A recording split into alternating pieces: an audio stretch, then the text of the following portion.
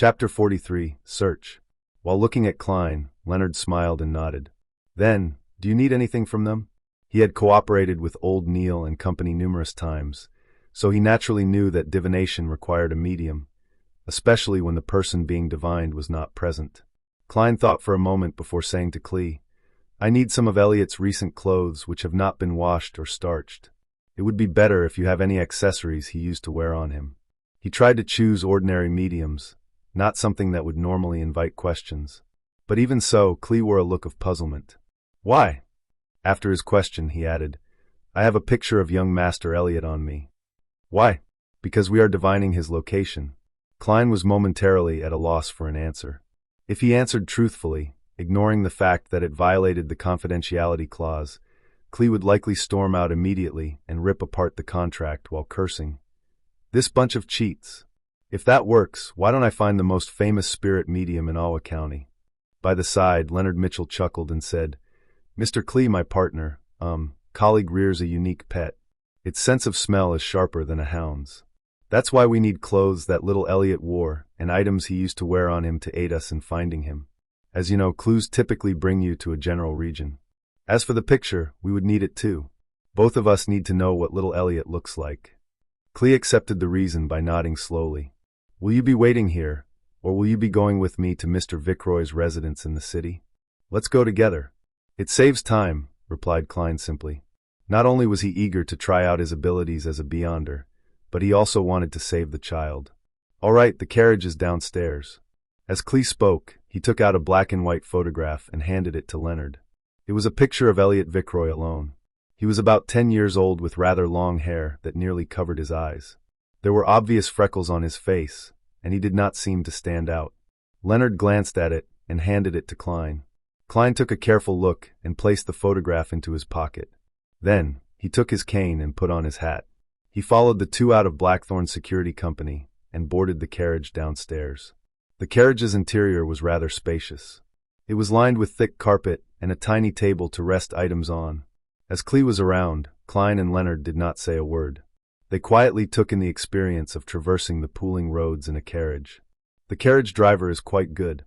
Leonard broke the silence after some time with praise and a smile. Yeah, Klein answered perfunctorily. Klee forced a smile and said, Your compliments are his honor. We will be there soon. As they were afraid of alerting the kidnappers, the carriage did not stop at the Vickroy's residence. Instead, it stopped at the side of a nearby street. Klee held an umbrella and returned along. After waiting for some time, Leonard talked to Klein again. My surmise the last time was not without a goal. I was just trying to tell you that the notebook will definitely appear again. Perhaps it might be soon. That really isn't a happy surmise. Klein used his chin to gesture towards the carriage driver outside, indicating that he did not wish to discuss sensitive topics with outsiders around. Leonard whistled and turned his head to look out the window. He saw raindrops streak across the glass, leaving behind blurry marks. It made the world outside a complete blur. After a while, Klee returned with a bag of items. Since he walked in a hurry, the edge of his trousers were soiled and his shirt front was slightly wet. These are the clothes young Master Elliot wore yesterday. This is the storm amulet he used to wear. Klein took it and glanced at it. He discovered it to be a miniature gentleman's formal suit, a small shirt, vest, bow tie, etc. And the storm amulet was made of bronze. It was carved with symbols representing gales and sea waves, but they did not trigger Klein's perception. I'll recount in detail the incidents leading up to young Master Elliot's kidnapping. Hopefully, it will let you find him easier. Klee sat down and described the nightmare that happened in the morning, hoping that the helpers he went through great trouble to hire would be of help. Klein and Leonard held no interest in the specifics. All they cared about was the number of kidnappers, if anything unusual had happened, or if they had any weapons. 3. Normal. Armed with firearms. After obtaining the desired information, they bade Klee farewell and hired a 2-wheeled light carriage. Unlike public carriages, private hire carriages were either 4-wheeled or 2-wheeled. They were charged either by time or distance. The latter was at 4 pence a kilometer in the city and 8 pence a kilometer outside. The former cost 2 soldi per hour or part thereof. After the first hour, there were additional charges of 6 pence every 15 minutes. In inclement weather or if the customer needed to go faster, the fare could even be higher. Klein had heard from Isaac that in the capital, Backlund, these carriage drivers were famous for quoting outrageous prices. To him, taking a private carriage was quite a luxury. However, he did not need to worry about this at the moment since Leonard had tossed 2 one-solely notes to the carriage driver. Charge it by the time. After Leonard gave his instructions, he closed the carriage's door. Where are you going? The carriage driver was delighted and puzzled as he held the 2 notes. Wait a moment. Leonard cast his gaze at Klein. Klein nodded slightly and took out Elliot's clothes. He spread it out on the carriage's floor and then wound the storm amulet around his cane's handle. He held the silver-inlaid black cane and hung it straight over Elliot's clothes. He gathered the sphere of light in his head as his mind rapidly turned still. His brown eyes quickly turned deeper in color as he entered a half-cogitation state. He felt his body's spirit turning light. He vaguely saw the world of spirits everywhere. He silently said, Elliot's location. After repeating it 7 times, he released his grip of the black cane, but the cane did not fall to the ground. It remained standing in front of him, even though the carriage was shaking. Minute but invisible stirrings happened around Klein, and he felt as if pairs of eyes were looking at him. Over the past few days, Klein had felt this sensation occasionally when he was in the state of cogitation or spiritual vision. With a little fear, he looked at the cane with his deep black eyes. He recited once again in his heart, Elliot's location. Elliot's location. After he finished saying that, the cane fell and pointed straight ahead. Straight. Klein held the cane and said in a deep voice. His voice sounded a little ethereal, as though it could penetrate the unknown world. This was one of the divination abilities he had grasped. It was called dowsing rod seeking. The tool of choice had to be wooden, metallic, or a mixture of both.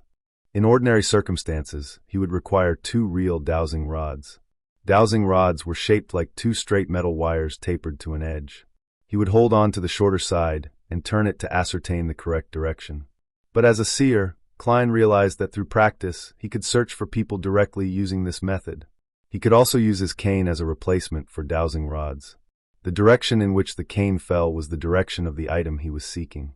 As for the Antigonus family's notebook, Klein could not remember it at all. Without the slightest impression, there was no way for him to find it. Go straight. Leonard instructed the carriage driver loudly. We will tell you when there's a need to turn. The carriage driver did not understand why that was necessary, but the notes in his pocket and the willingness of his passengers to hand over the money kept him quiet. He chose to follow the strange instructions. The carriage proceeded slowly, passing through one street after another. Midway, Klein used dowsing rod seeking to correct their direction. After the carriage circled a building once, he finally determined that Elliot was inside. It had only been 30 minutes since they bade Clee farewell.